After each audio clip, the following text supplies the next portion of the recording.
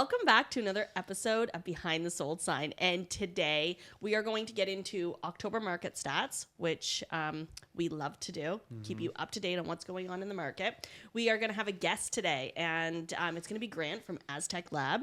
And then we are going to get into the numbers of what are the most affordable places to live in the greater St. John area and how much they've increased so far this year. So if you're looking to buy, you're going to want that information. It's a jam-packed session. That's right. So, Justin, take it away with stats. All right. So we are looking at the October average price for the month, which was $339,604. That is a 12.5% increase when comparing to October of 2023. Which is a pretty big number. We are starting to see that seasonal change. And yes, so we are actually down from last month, which was in around that 351,000. But we're going to talk a little bit about the year-to-date number, which is $338,353. And that is holding us steady at 10.9% increase in sales year-to-date. So it's like you just said, even though we're increasing when you compare, to last year, we're not increasing when you compare to last month. That's right. So, yeah, it is going into that seasonal low. Which we are going to talk to you more about that because we have some great information for you. Mm-hmm.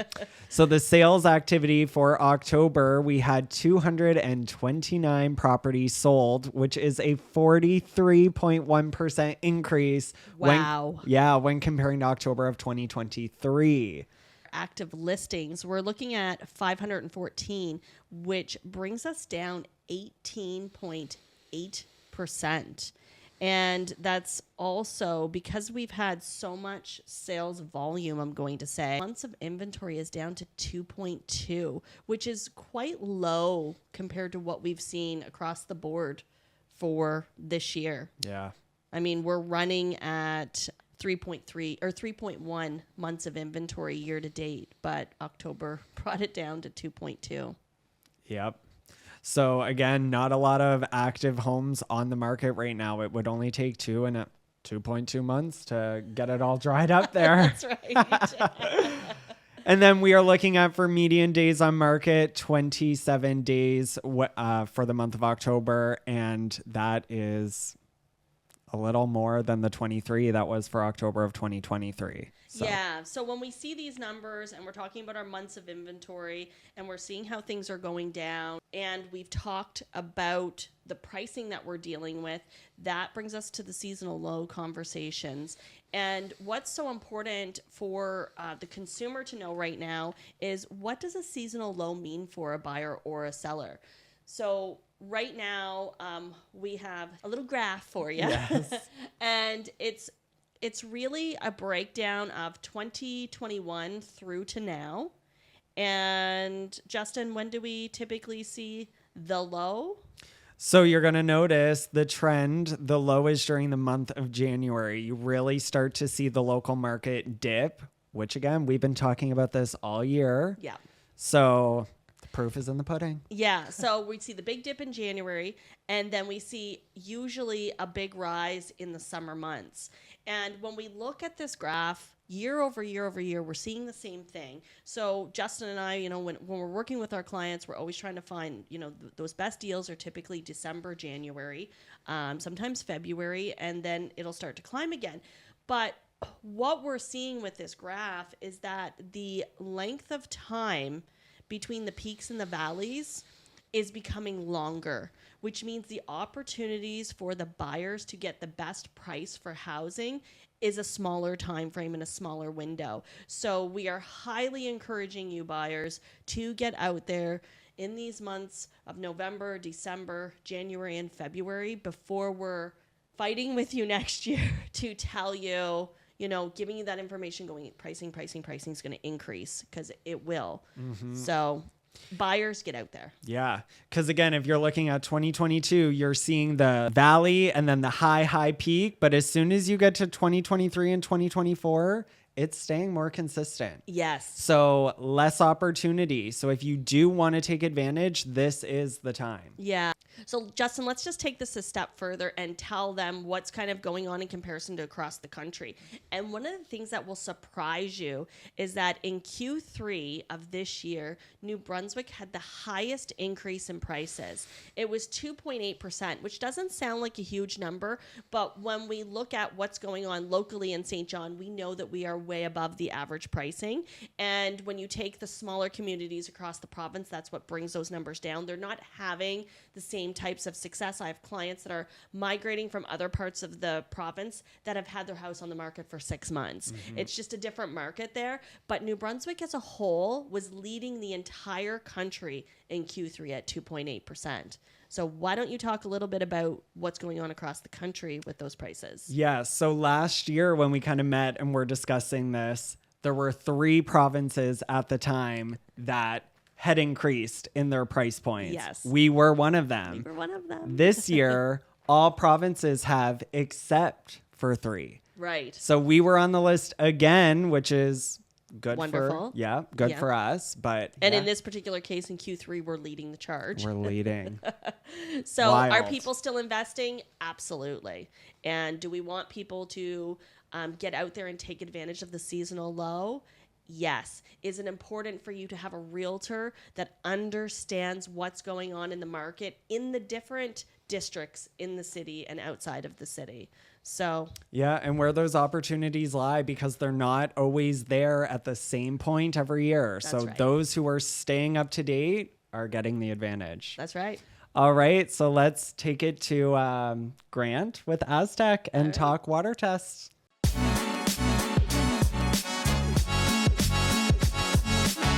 Okay, next up we have Grant from Aztec here with us. So Grant, if you don't mind just giving us a little introduction and telling us about you and your company. Well, my name is Grant Lipscomb. I've been testing water since 91-ish. And I worked at a private lab up until about 97. And in spring of 98, I started Aztec Lab. I still remember my first sale. John Pollard showed up at my door with a water sample. And that's a long time ago. So yeah, my business is basically testing water for home sales and purchases. If the home is on a well, you've got to prove to the bank that the water is at least safe microbiologically. So I provide the potability test. Okay. So, with that being said, can you tell us a little bit about the water testing process? Well, so how in depth do you want this? Because in a nutshell, we draw the sample through a filter. The filter catches any bacteria that may be there. You take that filter, and it's just a little, it's, for lack of a better term, paper. You put it on a petri dish with specific media, stick it in an incubator overnight, and the next day, if there's any bacteria there that you're targeting, they will grow to a certain color, and then you count them up. Okay. So, what are those bacteria and you talked about the bank requirements. So, why don't you tell us a little bit about that bacteria and what the results warrant, whether it's a pass or a fail? In the group of total coliform bacteria, we're looking for total coliforms. And within that, we're also looking for E. coli. The bank requires that all wells have a potability test, which entails the total coliform and the E. coli, and that they meet a guideline of 0 coliform and 0 E. coli per 100 milliliters of sample. Yeah, that's pretty much it. So, I might be missing something there. What? 0 is the answer. Zero coliform, Yeah, 0 E. coli right. in 100 milliliters. Okay. Now, you can slice and dice that a little bit more if you're testing on a weekly basis, if you're a municipality, but that's a whole other ball of wax. Okay. So what are the services you provide and what are the costs associated with them? So I provide walk-in clients. If you wanted to grab the sample yourself, um, either with a bottle I provided to you or one of your own, we would make note of that. You could walk into my office, drop it off for a potability test for a total of 60, tax included. The other kind of service we offer is a metals package, minerals and metals. And that is just what it sounds like. We check for anything from arsenic to zinc, and that's where I got my name, kind of, because Aztec is A to Z technical services jammed together into one word, kind of thing. I never knew that. Yeah, that's I had to come up with something, right? So GTL was already taking Grant Timothy Lipscomb. GTL is General Testing Laboratories, and they're a big operation in the States, I believe. Okay. But yeah, the A to Z testing would be arsenic, antimony, barium, cadmium, chromium, all the minerals that you can't see, smell, or taste. Those are the ones you really got to be worried about. The stuff that cause a nuisance, where the water makes the water look bad, smell bad, taste bad, those ones are not typically harmful, and they would be hardness, iron, manganese, magnesium, calcium. Okay. So we offer that because just because water passes one test doesn't mean that it's still completely safe to drink. Okay. And the difference between the two is one, if you look at the government guidelines that they recommend, you should check for your potability test at least once a year. I think the government says twice, and every 3 to 5 you should check your minerals. And the reason is bacteria can affect you much more quickly. And minerals take years to accumulate in the body and then have an effect on you. Oh, well, that's interesting. I didn't know that. I didn't know the differences and why there's different rates of testing and things like that. Yeah. Interesting. Yeah. There's another service that you provide that you haven't mentioned yet, and I just want to make sure that you do, because this is what I feel is probably the most important, and it's that you will actually go take the water sample. So yes, exactly. Yeah, good thing you brought that up. I totally overlooked that. When I started my business, I looked at my competition. I said, well, how am I going to separate myself from them?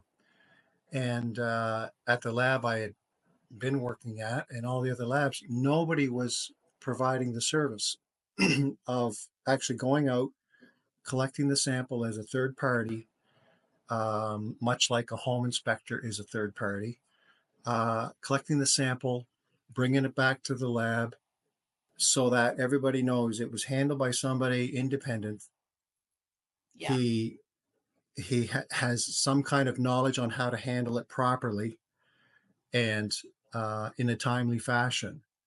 So yeah, I set myself apart from the competition, offered another service, and for the most part, it's been great. The other reason I started, It's one of those things where, from a real estate perspective and handling a contract and having someone that's able to take an unbiased sample really speeds things along when there is an issue, because it's an unbiased sample. So to us, it's an invaluable service because we never recommend that our clients take their own sample. well, it just prevents a whole lot of questions. Who took it? How did they take it? Why did you do it that way? It Right. speeds things up a lot. And when you're in a market like this, where you need to um, get through tight timelines, this is one of the things that can help us with that. So, Yeah. yeah. One of the questions that we also had for you was, we love to think that all water tests are going to come back great, but the reality is lots of them don't. And there are some simple solutions. Sometimes there's some more challenging solutions. But can you tell us a little bit about those and how you handle them with your business? Well, the first and foremost recommendation we have if a water sample fails is just to shock the well, and that's a standard procedure that the government recommends. They have it on their website, and they have their own procedure, and we just copied it, and that's what we pass out, and it's right on our website as well. It's Uh, also another service you provide too, though, isn't it? I will definitely help the homeowner shock as well. Yes. Well, Um, we had on a previous podcast one of Justin's clients that decided to do it on their own and blew the motor Uh, and everything else. So we again always send yeah, check. well, Right? I've made mistakes in people's homes, and good thing the homeowner was right there and said, "Don't worry about it. I said you could do that." And I'm like, "Thank you." Because yeah, yeah. So Uh, shocking's number one. Shocking is number one. We recommend uh, shock it, follow up, flush out the chlorine, because the shocking process involves dumping some chlorine in the well, circulating it through the system, letting it do its thing in a prescribed amount of time, and then flushing it out. Once it's completely gone, do a follow-up test to see if it cleaned it up. If the results still don't come back favorable, then we recommend a couple more options, which is repeat the shocking process, double up the dosage. Um, the other option would be call a well driller, because there could be something physically wrong with the well that they can pinpoint. They have cameras they can put down the wells, and from what they see, they can say, "Here's what we recommend." And so you follow up with the physical repairs, then shock it again, do a follow up test to see if that worked. And in lieu of all that, if none of that works and you're stuck for time, or you're stuck for time anyway, and you don't even want to try these steps, you can put on a UV light. Yeah. Can you tell us a little bit about the UV light? Like I have one in my home. And it was kind of the same situation. It was a bad winter. The bank didn't want to shock the well and they just wanted to move on with things because they didn't want to dig it out. So what does the UV light do and how does that guarantee you good water? So if a UV light's installed correctly, you're going to get 99.9% effectiveness to sterilize any bacteria that may be in the system. So the light gets installed right after the pressure tank, and it before the water splits into hot and cold, so it treats the entire house. And as the water passes through a chamber, inside the chamber is an ultraviolet light, and bacteria don't have the same protection from sunlight as you and I do with our skin and our body and everything. So the light passes through the exterior, hits their DNA literally, scrambles it so that they can't reproduce.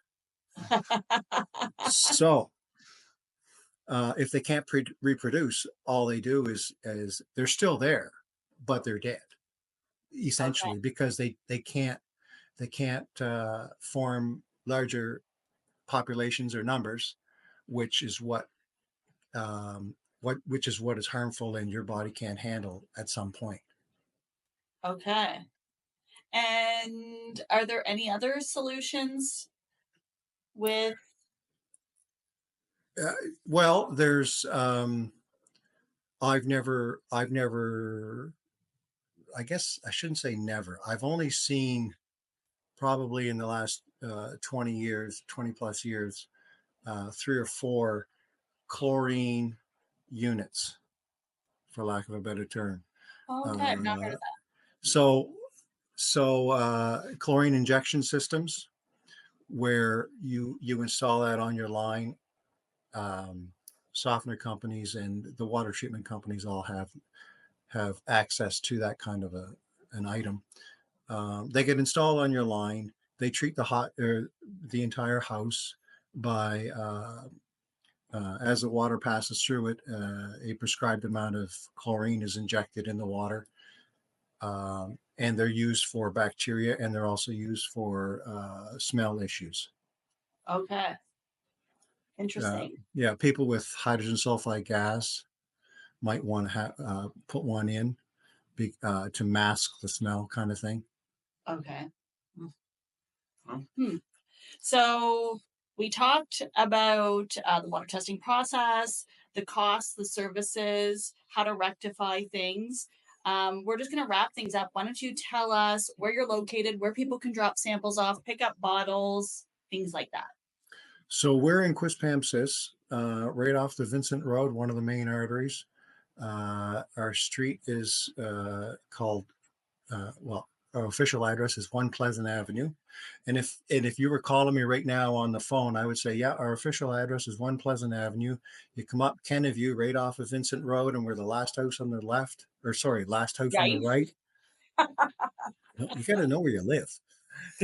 And my office is right in my home. And just come to the back door, 9 to 4, Monday to Friday, ring the bell, walk in. That's it. Okay, That's where we're great. located. And you have a cooler outside? Well, I do for after hours. And if we're dealing with each other on a regular basis anyway, you'll have my cell phone, so you can just text me 8:00 at night. Hey, Grant, there's a sample there to throw in the fridge. Yeah, we never bother you with your No, ever. it's never a bother. And another thing that's great is you work with the inspectors, and a lot of inspectors will take the samples and drop them off to you as well. Same idea, exact same idea. And they do it all the time because their inspections run past 5:00, especially with all the questions they get. So, and then there's the explanations, and then it's okay. Now I got to get the sample off, and they do that as an added service to their inspections. And they'll just text me and say, "Hey, Grant, there's a sample in the cooler." So, that allows for proper chain of custody and things like that. Right. All right. That's awesome. And Grant, what is your website again? We are at www.azteclab.ca, I do believe. All right. And if it's not .ca, it's .com. Right. Right. No, it's .ca. I just azteclab.ca. Yeah. Perfect. Okay. Awesome. Well, thank you so much, Grant. It was a pleasure chatting with you. And hey, great. Thanks. I'm glad it all worked out. Yes. All right. Have a great day. Thank you. See ya. Thank you.